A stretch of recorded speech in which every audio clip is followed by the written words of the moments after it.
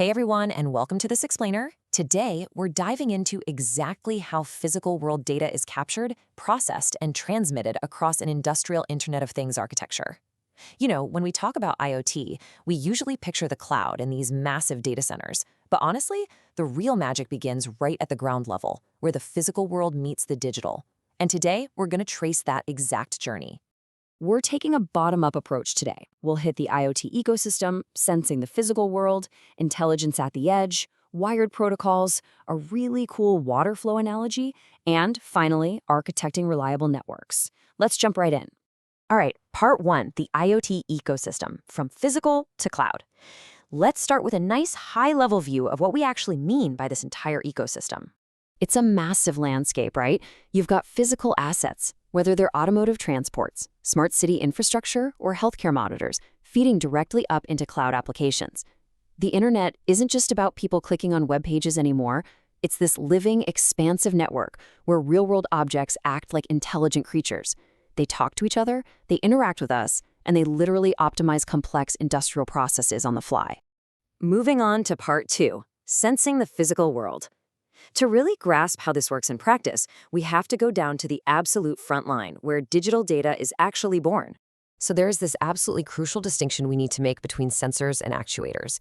Think of sensors as your observers. They're out there detecting physical, chemical, or even biological changes, like a spike in temperature or the presence of a specific gas, and they convert that into digital data.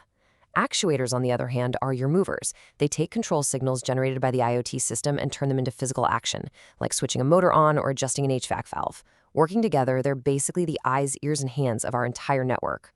Okay, part three, intelligence at the edge. Let's zoom in on the edge node and see how it fits into our data journey. This is where raw sensing meets its first real layer of intelligence. Before data ever reaches a network gateway, the edge node goes through these really distinct internal phases. Notice the transition here from the analog domain on one side, where the messy, real-world physical changes happen, into the clean, digital domain on the other.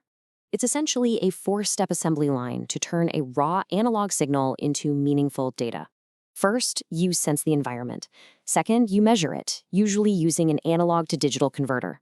Third, you interpret that data locally, which gives you actual actionable insights instead of just some random raw voltage reading. And finally, step 4, you connect and transmit that data securely. Let's peek under the hood for a second. This C code snippet is basically the microcontroller waking up and organizing its workspace. It's setting up pins and communication speeds. In embedded systems, efficiency is literally everything. For instance, if it needs to monitor a physical push button, it configures things so it's not wasting vital processing power constantly asking, "Hey, is the button pressed yet?" And that brings us to the interrupt handler. Think of an interrupt exactly like a tap on the shoulder. The processor isn't just sitting there twiddling its thumbs, waiting for slow serial communication to happen. It's doing its normal jobs, and it only jumps to this specific block of code when a new byte of data actually arrives.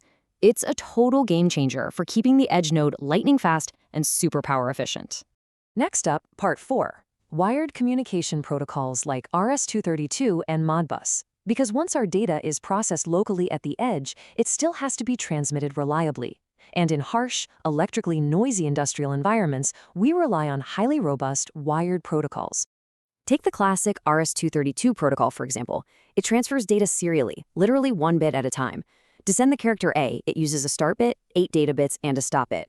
Moving at a strict preset speed, like a baud rate of 9600, guarantees that even over a degraded wire in a super noisy factory, the receiving device knows exactly what was sent. Now, for heavier industrial settings, Modbus is the absolute go-to lightweight protocol. Devices act as clients and servers using these specific function codes. So function code 0x02, for instance, reads simple one-bit inputs, like checking if a machine is just on or off. Meanwhile, function code 0x04 reads 16-bit input registers, which hold much more complex data, like precise temperature measurements. This shows you exactly how a client queries those continuous registers and how the server responds. We're looking at hexadecimal frames that break down the ID, the function code, and the actual data payload.